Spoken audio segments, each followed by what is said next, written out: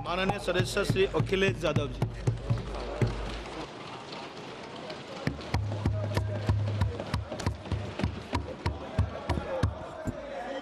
Please please. कोई बात नहीं, कोई बात नहीं। अरे नहीं, आदरणीय सभापति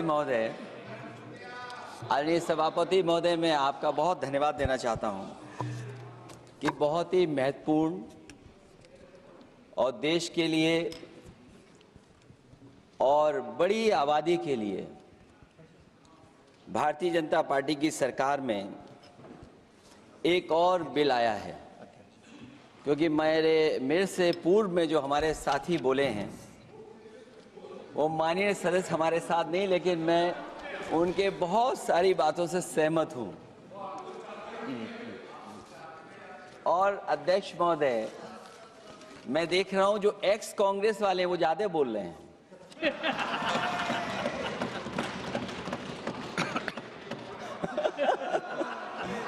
आदरणीय अध्यक्ष महोदय,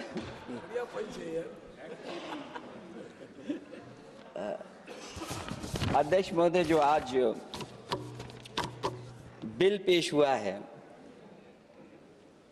मैं हिंदी और अंग्रेजी को जो कुछ समझ सकता हूं वो यही मैं कह सकता हूं कि माननीय मंत्री जी ने ये कहा कि ये उम्मीद है।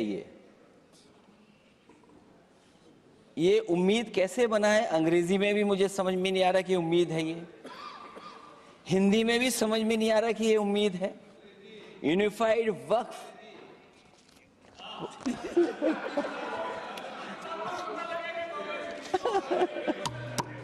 अध्यक्ष महोदय, यूनिफाइड वक्फ मैनेजमेंट,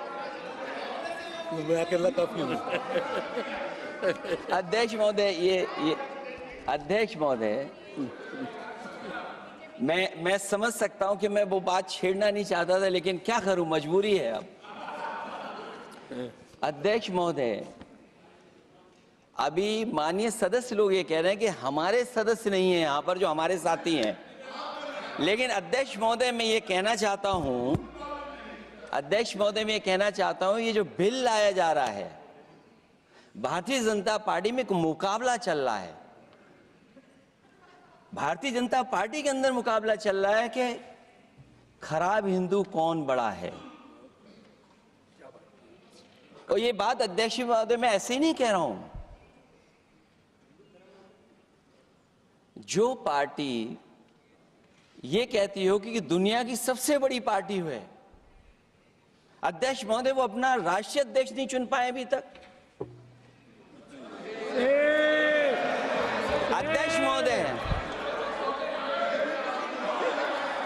अध्यक्ष महोदय, भारतीय जनता पार्टी क्या है?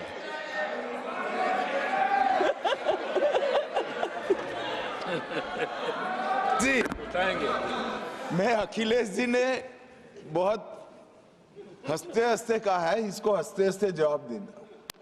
ये सामने जितनी पार्टियां हैं उनका राष्ट्रीय अध्यक्ष उन 5 लोगों को ही चुनना है परिवार के।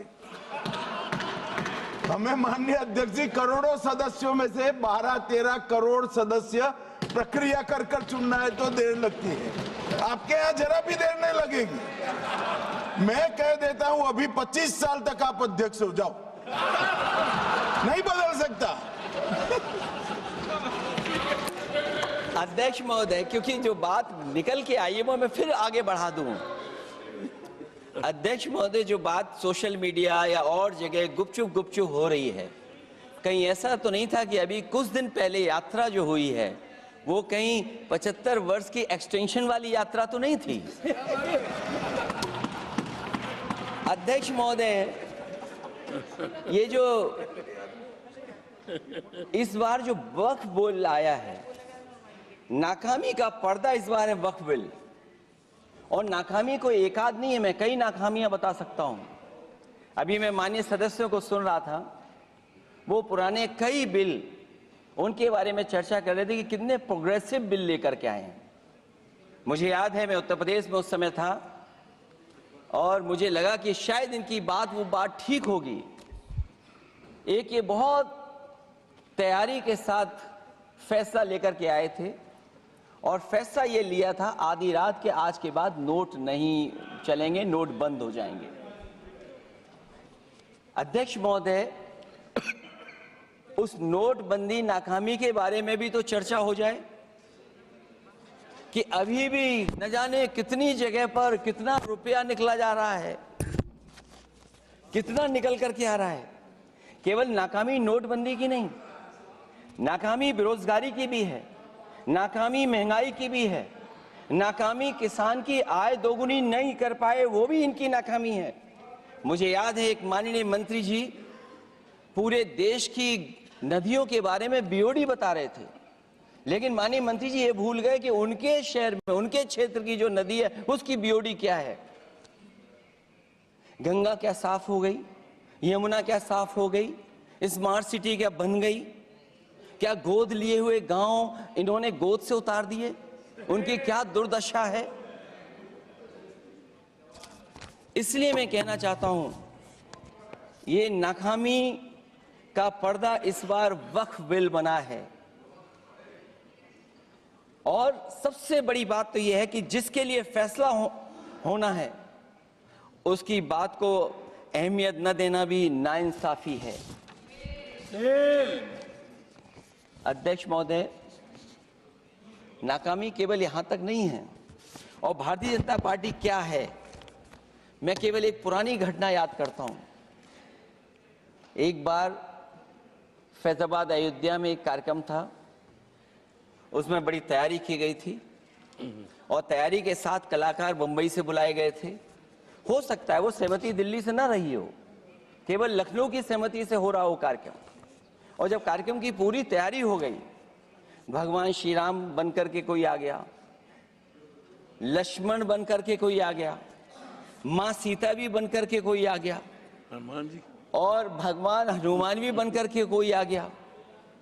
लेकिन जब लखनऊ से वो हेलीकॉप्टर उड़ा और अयोध्या पहुंचा तो सब लोग थे, लेकिन उसमें हनुमान नहीं थे। अध्यक्ष महोदय, मैं भारतीय जनता पार्टी के लोगों से कहूंगा कि जानकारी करिए कि आखिरकार भगवान श्री राम थे, लक्ष्मण थे, सीता थी, लेकिन हनुमान क्यों नहीं थे। हनुमान इसलिए नहीं थे, शायद उनकी जात या धर्म कुछ और था। अध्यक्ष महोदय, ये देश मिली जुली संस्कृति से चला है। कुछ हमने सीखा, कुछ उन्होंने सिखाया। और जो लोग ये कहते हैं कि हम सबको बराबरी का हक देते हैं, अभी कुछ दिन पहले ईद निकली है। अध्यक्ष महोदय, वो परंपरा रही है, न केवल मैं जाता हूं बल्कि कोई दल का नेता ऐसा नहीं न जाता हो उस कार्यक्रम में शामिल होने। भारतीय जनता पार्टी के जो मुख्यमंत्री, उप मुख्यमंत्री, वो भी जाते हैं, उप मुख्यमंत्री, सभी धर्मों के नेता आते हैं। लेकिन पता नहीं इस बार क्या साजिश थी, षड्यंत्र था कि वहां पर कुछ पाबंदी लगी हुई थी। अगर किसी कारण पाबंदी लगी हुई थी तो बात समझ में आती है, लेकिन जब जानकारी हुई है, किसी को नहीं पता था कि पाबंदी क्यों लगी है कि आप नहीं जा सकते वहां पर कार्यक्रम में शामिल होने। क्या यही भारत है, यही संविधान हमें रास्ता दिखाता है? अध्यक्ष महोदय, मंत्री जी बताएं हमें, वो खुद भी माइनॉरिटी हैं, भगवान बुद्ध के रास्ते पे चलते हैं। भगवान बुद्ध का रास्ता दूसरा है। हम आपको अपना मानते हैं तब भी जब आप हमारे बहुत सारे ग्रंथों को नहीं मानते हैं, तब भी हम आपको अपना मानते हैं। आप हमारे पुराणों को नहीं मानते हैं, आप हमारे उपनिषदों को नहीं मानते हैं। लेकिन सोचिए, हम हिंदू वो लोग हैं जो आपको स्वीकार करते हैं और गले लगा करके चलते हैं। अब मैं दूसरे धर्म पे नहीं जाऊंगा, कोई नाराज हो सकता है। मैं दूसरे धर्म के बारे में नहीं जा सकता, मैं केवल यही बताता हूं। और मैं उत्तर प्रदेश में, अध्यक्ष जी, जहां से आता हूं, मैं अपमान नहीं कर रहा हूं, मैं सच बोल रहा हूं। और ये बिहार के चुनाव में जो आप कह रहे हैं कि महिलाओं को 2 मेंबर बना दिया, इस बार मैं भी देखूंगा कि भारतीय जनता पार्टी कितनी महिला लोगों को टिकट देंगे वहां पर।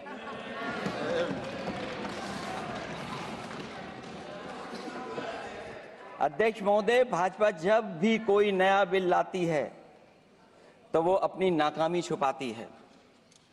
भाजपा वाले मुसलमान भाइयों की वक्फ की जमीन चिन्हित करने की बात कर रहे हैं, जिससे महाकुंभ में जो हिंदू मारे गए हैं या खो गए हैं उनको चिन्हित करने की बात पर पर्दा पड़ जाए।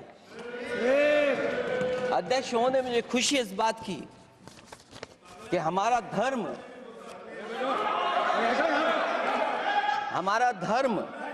अध्यक्ष महोदय नहीं कुछ कहना चाहते हैं नहीं प्लीज, उनको अलाउ नहीं किया। अध्यक्ष महोदय,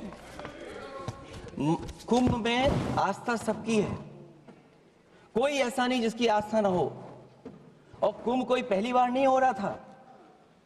ये भारतीय जनता पार्टी के लोगों ने ऐसा प्रचार किया कि 144 वर्षों के बाद पहली बार महाकुंभ होने जा रहा है, और लोग निकल पड़े। सरकार ने कहा कि हमारी तैयारी 100 करोड़ की है, लेकिन तैयारी 100 करोड़ की भी नहीं थी। जिस तरह लोगों की जान गई है वहां पर, सरकार ने खुद स्वीकार किया अध्यक्ष महोदय के 30 लोगों की जान गई है। आज अध्यक्ष महोदय मैं कहना चाहता हूं कि डिजिटलाइजेशन कर रहे हैं आप कहते टेक्नोलॉजी का हम इस्तेमाल करेंगे, जमीनों को हम मैपिंग कर करके डेटा एंड रिकॉर्ड ठीक करेंगे। अध्यक्ष महोदय ये बताएं कि वो 30 लोग कौन थे, उनके नाम क्या थे जिनकी जान चली गई, न केवल जान जाने वालों की, बल्कि अध्यक्ष महोदय ये सरकार बताए कि जो लगभग 1000 हिंदू खो गए हैं, जो अभी तक नहीं मिले, जो अभी तक नहीं खोज पाए हैं, वो 1000 हिंदू की सूची कहां है? और फिर धर्म कारोबार की बात है, जो ये लोग अध्यक्ष महोदय मैं कार सेवक वाली बात इसलिए नहीं छेड़ना चाहता हूं। अध्यक्ष महोदय ये शायद माननीय सदस्य जानते नहीं कुछ सच्चाई नहीं जानते। अध्यक्ष महोदय, ये संविधान की वजह से, संविधान को बचाने के लिए, हिंदू एकता को बचाने के लिए कुछ फैसले लिए गए, लेकिन एफआईआर हम लोगों पे नहीं लिखी गई थी। एफआईआर उन पे लिखी गई थी जो बेचारे तैयार हो गए थे सुबह, लेकिन पता नहीं कहां से फोन आया था, कहा था कि अब तैयार तो हो गए हो, लेकिन आप शिलान्यास में नहीं आ सकते। बहुत सही। इसलिए बात को इधर से उधर नहीं में ले जाना चाहता। अखिलेश जी जरा वक्त पे भी आ जाओ। अच्छा, वक्त पे आ रहा हूं। नहीं, वक्फ पे अध्यक्ष इसलिए आ रहा हूं क्योंकि वक्फ समझने के लिए भारतीय जनता पार्टी की सोच क्या है। और ये अध्यक्ष महोदय जब ये कह रहे हैं कि इससे कारोबार होगा, अध्यक्ष महोदय धर्म की चीजों से कारोबार नहीं हो सकता। हमारे उत्तर प्रदेश के मुख्यमंत्री जी ने भी कहा कि कारोबार होगा। वो 30 की गिनती में उलझे हुए हैं, जैसे 30 मार खाए वो। उनसे पूछा कि जान कितनी गई, वो 30।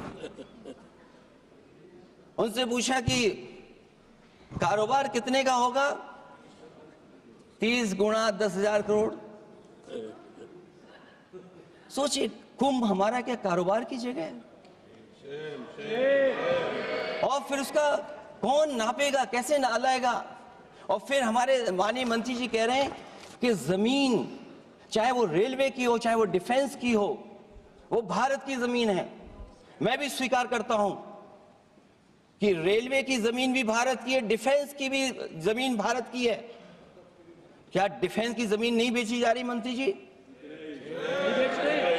अध्यक्ष महोदय, क्या रेलवे की जमीनें नहीं बेची जा रही हैं?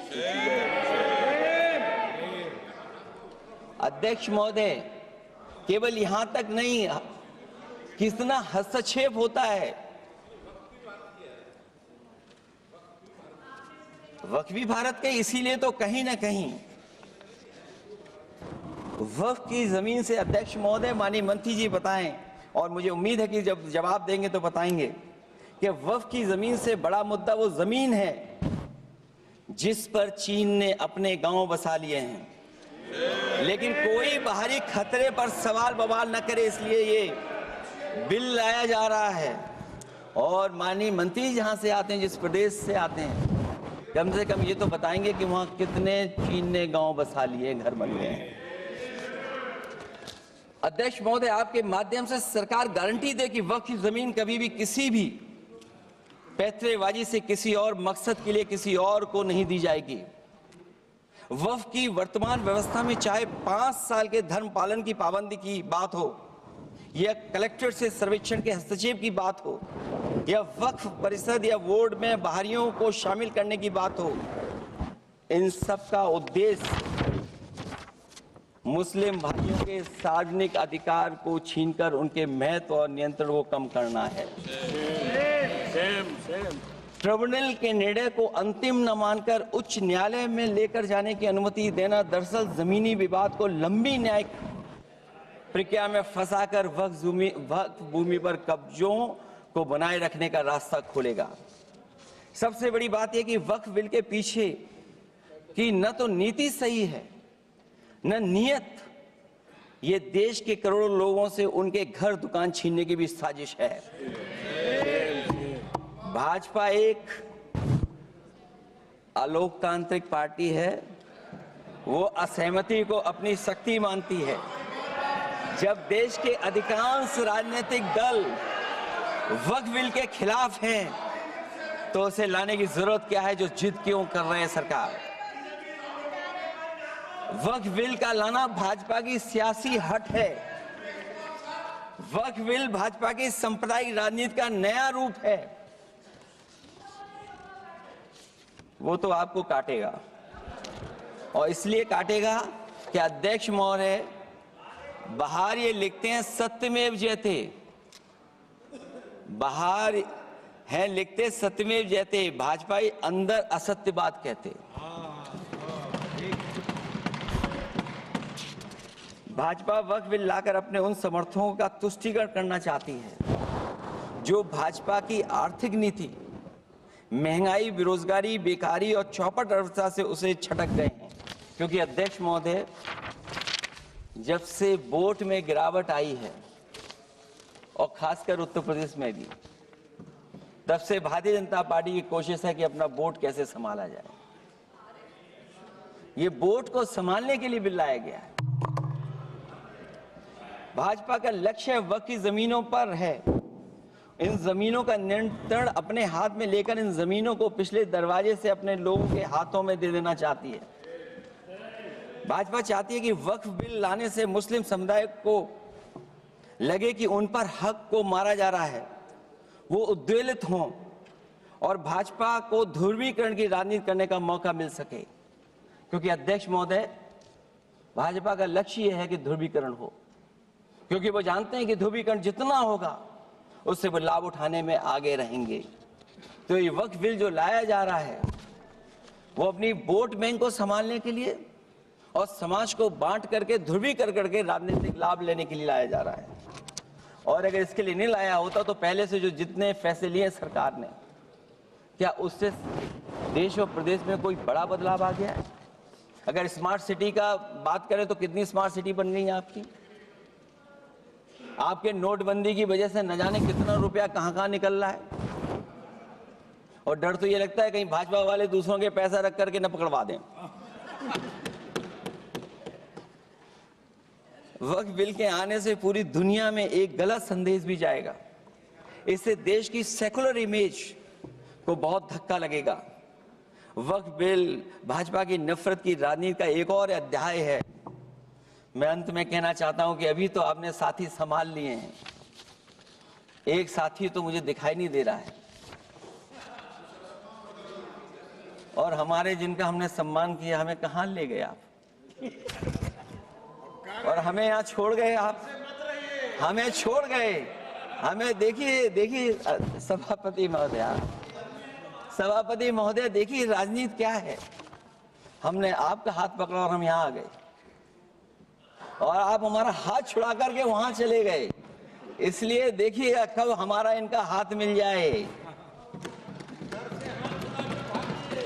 और मैं अध्यक्ष सभापति महोदय ये कहना चाहता हूं कि वक्फ बिल भाजपा के लिए वाटरलू साबित होगा, क्योंकि ऊपर से तो हाँ हाँ कह रहे हैं, लेकिन अंदर ही अंदर बहुत सारे साथी सहमत नहीं है। मैं अंत में इतना ही कहना चाहता हूं कि ये वक्फ बिल जो लेकर के आए, कोई उम्मीद लेकर के नहीं आ रहा है। ये सोची समझी रणनीति का हिस्सा है, क्योंकि इनका जो बोर्ड बिखर गया है, ये मुस्लिम में भी बंटवारा चाहते हैं।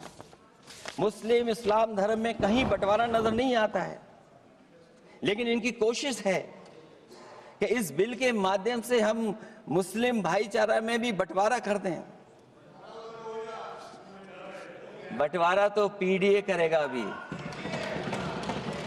अभी देखिएगा सभापति महोदया, हमारे एक सदस्य कह रहे थे कि चुनाव बहुत अच्छा होता है। इनसे बेहतर किसने चुनाव देखा होगा? चलिए धन्यवाद। वोट ही नहीं डालने दिया। चलिए सभापति महोदया, मैं धन्यवाद देता हूं। मैं और अपने दल और साथियों के साथ कहता हूं कि समाजवादी पार्टी बिल का विरोध करती है। वोट पड़ेगा तो हम इसके खिलाफ वोट डालने जा रहे हैं।